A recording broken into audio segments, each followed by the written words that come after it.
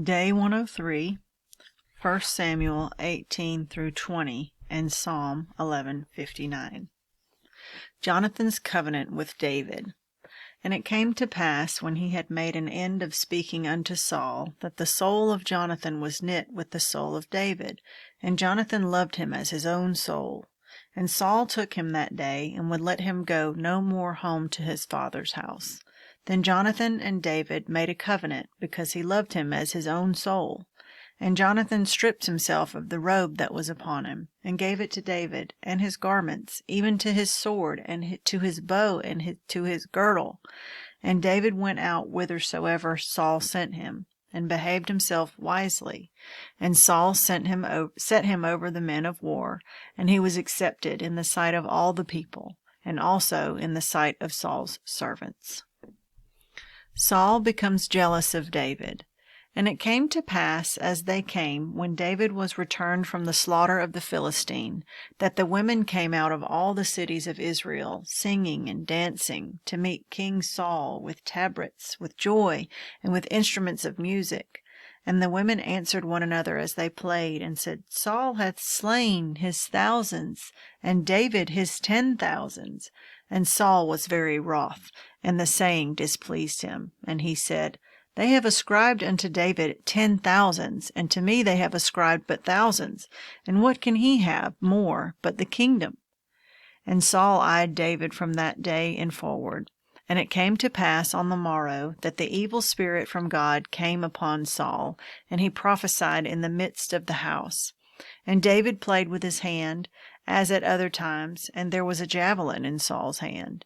And Saul cast the javelin, for he said, I will smite David even to the wall with it.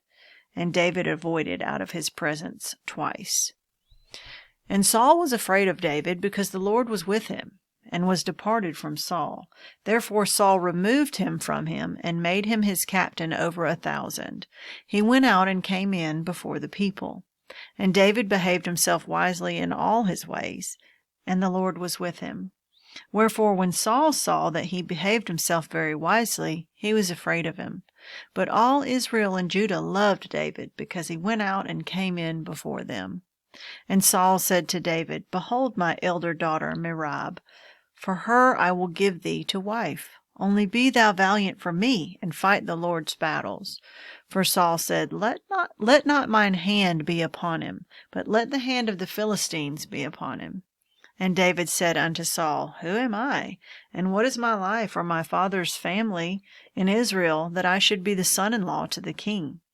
But it came to pass at the time when Merab, Saul's daughter, should have been given to David, that she was given unto Adriel the Maholthalite to wife. And Michal, Saul's daughter, loved David, and they told Saul, and the thing pleased him. And Saul said, I will give him her, that she may be a snare to him, and that the hand of the Philistines may be against him. Wherefore Saul said to David, Thou shalt this day be my son-in-law in the one of the twain. And Saul commanded his servants, saying, Commune with David secretly, and say, Behold, the king hath delight in thee, and all his servants love thee. Now therefore be the king's son-in-law. And Saul's servants spake those words in the ears of David. And David said, Seemeth it to you a light thing to be a king's son-in-law, seeing that I am a poor man and lightly esteemed? And the servants of Saul told him, saying, On this manner spake David. And Saul said, Thus shall ye say to David, The king desireth not any dowry, but 100 foreskins of the Philistines, to be avenged of the king's enemies. But Saul thought to make David fall by the hand of the Philistines. And when his servants told David these words, it pleased David well to be the king's son-in-law, and the days were not expired. Wherefore David arose and went, he and his men, and slew of the Philistines 200 men. And David brought their foreskins, and they gave them in full tale to the king, that he might be the king's son-in-law. And Saul gave Michal his daughter to wife. And Saul saw and knew that the Lord was with David, and that Michal, Saul's daughter, loved him. And Saul was yet the more afraid of David. And Saul became David's enemy continually. Then the princes of the Philistines went forth, and it came to pass, after they went forth, that David behaved himself more wisely than all the servants of Saul, so that his name was much set by. Saul seeks to kill David. And Saul spoke to Jonathan his son, and to all his servants, that they should kill David. But Jonathan, Saul's son, delighted much in David. And Jonathan told David, saying, Saul my father seeketh to kill thee. Now therefore I pray thee, take heed to thyself until the morning, and abide in a secret place, and hide thyself. And I will go out and stand beside my father in the field where thou art, and I will commune with my father of thee. And what I see, that I will tell thee. And Jonathan spake good of David unto Saul his father, and said unto him, Let not the king sin against his servant, against David, because he hath not sinned against thee, and because his works have been to thee-ward very good. But he did put his life in his hand, and slew the Philistine, and the Lord wrought a great salvation for all Israel. Thou sawest it, and didst rejoice. Wherefore then wilt thou sin against innocent blood, to slay David without a cause? And Saul hearkened unto the voice of Jonathan, and Saul sware, As the Lord liveth, he shall not be slain. And Jonathan called David, and Jonathan shewed him all those things, and Jonathan brought David to Saul, and he was in his presence, and as in times past.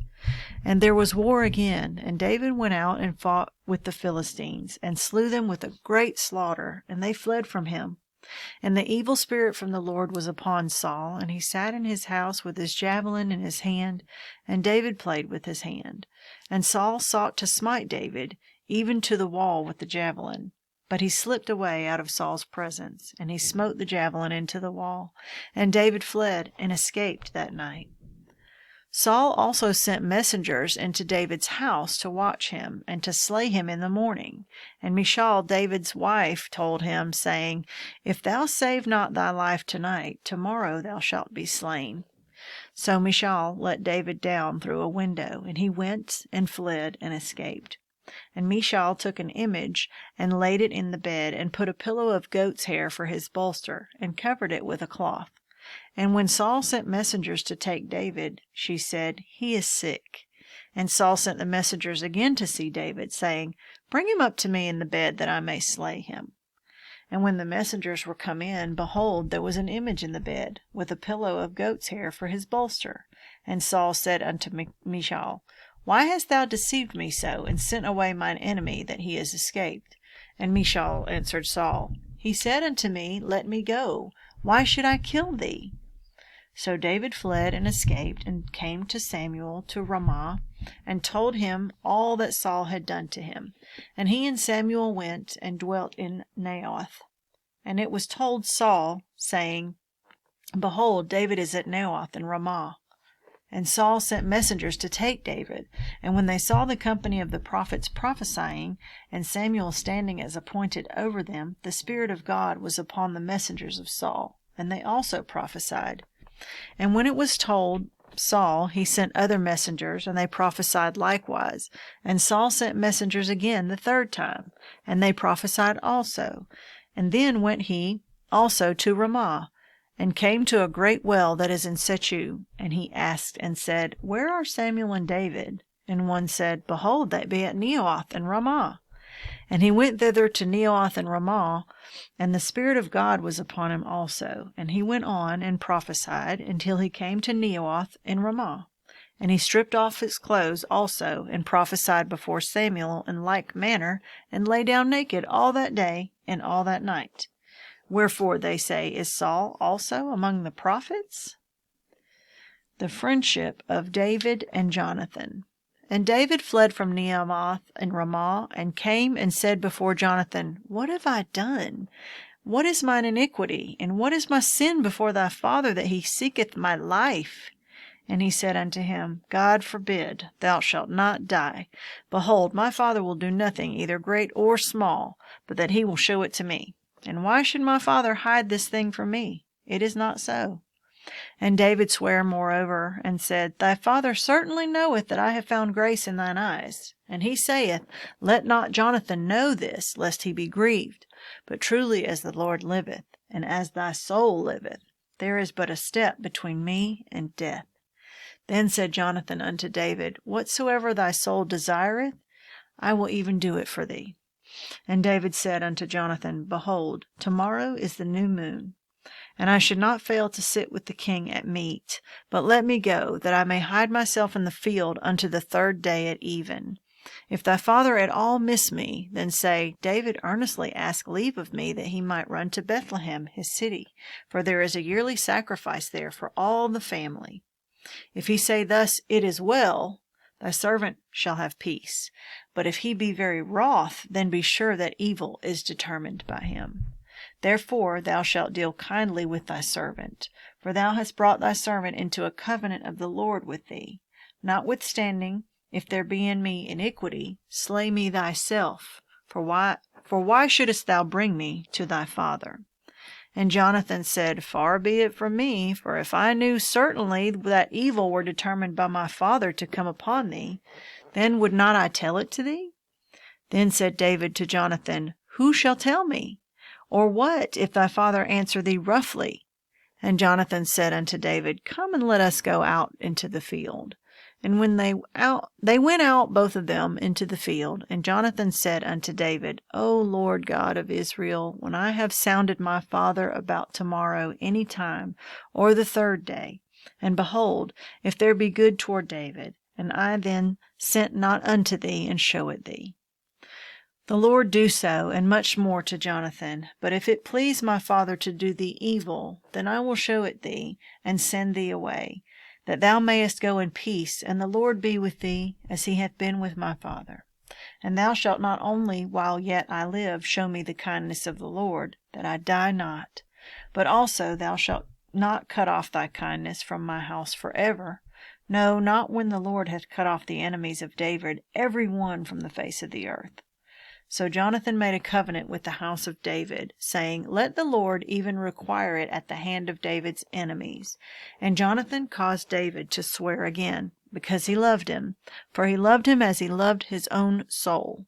Then Jonathan said to David, Tomorrow is the new moon, and thou shalt be missed, because thy seat will be empty. And when thou hast strayed 3 days, then thou shalt go down quickly, and come to the place where thou didst hide thyself when the business was in hand, and shalt remain by the stone Ezel. And I will shoot 3 arrows on the side thereof, as though I shot at a mark. And behold, I will send a lad, saying, Go, find out the arrows. If I expressly say unto the lad, Behold, the arrows are on this side of thee, take them, then thou come.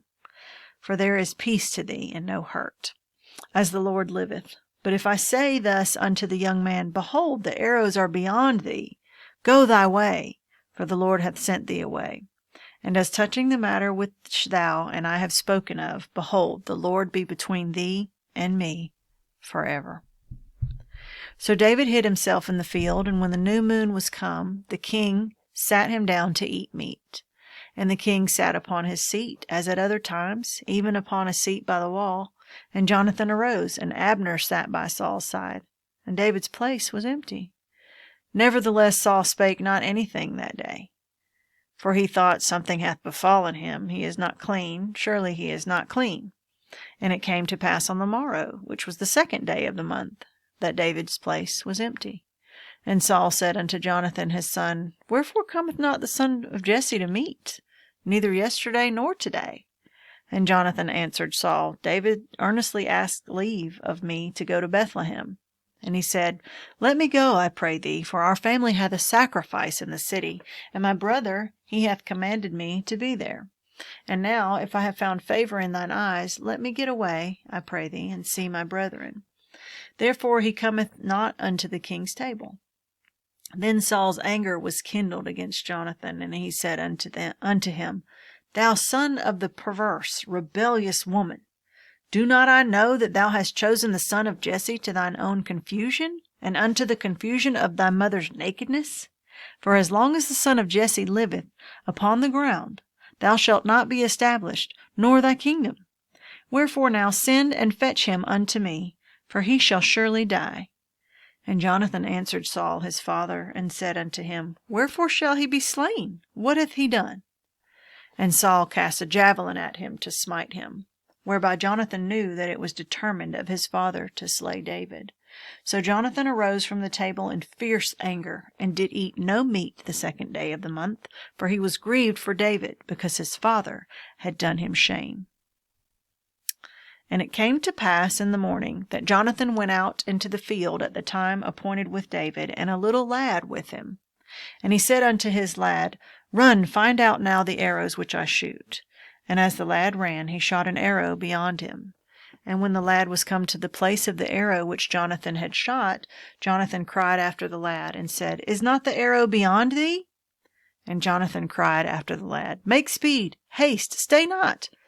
And Jonathan's lad gathered up the arrows and came to his master. But the lad knew not anything, only Jonathan and David knew the matter. And Jonathan gave his artillery unto his lad, and said unto him, Go, carry them to the city. And as soon as the lad was gone, David arose out of a place toward the south, and fell on his face to the ground, and bowed himself 3 times. And they kissed one another, and wept one with another, until David exceeded. And Jonathan said to David, Go in peace, for as much as we have sworn both of us in the name of the Lord, saying, The Lord be between me and thee, and between my seed and thy seed forever. And he arose and departed, and Jonathan went into the city. Psalm 11. The refuge of the upright. In the Lord put I my trust. How say ye to my soul, Flee as a bird to your mountain? For lo, the wicked bend their bow. They make ready their arrow upon the string, that they may privily shoot at the upright in heart. If the foundations be destroyed, what can the righteous do? The Lord is in his holy temple. The Lord's throne is in heaven. His eyes behold, his eyelids try the children of men. The Lord trieth the righteous, but the wicked and him that loveth violence his soul hateth. Upon the wicked he shall rain snares, fire, and brimstone, and an horrible tempest. This shall be the portion of their cup. For the righteous Lord loveth righteousness. His countenance doth behold the upright. Psalm 59. A prayer for the deliverance from enemies. Deliver me from mine enemies, O my God. Defend me from them that rise up against me. Deliver me from the workers of iniquity, and save me from bloody men. For though they lie in wait for my soul, the mighty are gathered against me. Not for my transgression, nor for my sin, O Lord. They run and prepare themselves without my fault. Awake to help me, and behold. Thou therefore, O Lord God of hosts, the God of Israel, awake to visit all the heathen. Be not merciful to any wicked transgressors. Selah. They return at evening. They make a noise like a dog, and go round about the city. Behold, they blink out with their mouths, swords are in their lips. For who, say they, doth hear? But thou, O Lord, shalt laugh at them. Thou shalt have all the heathen in derision. Because of his strength will I wait upon thee. For God is my defense. The God of my mercy shall prevent me. God shall let me see my desire upon mine enemies. Slay them not, lest my people forget.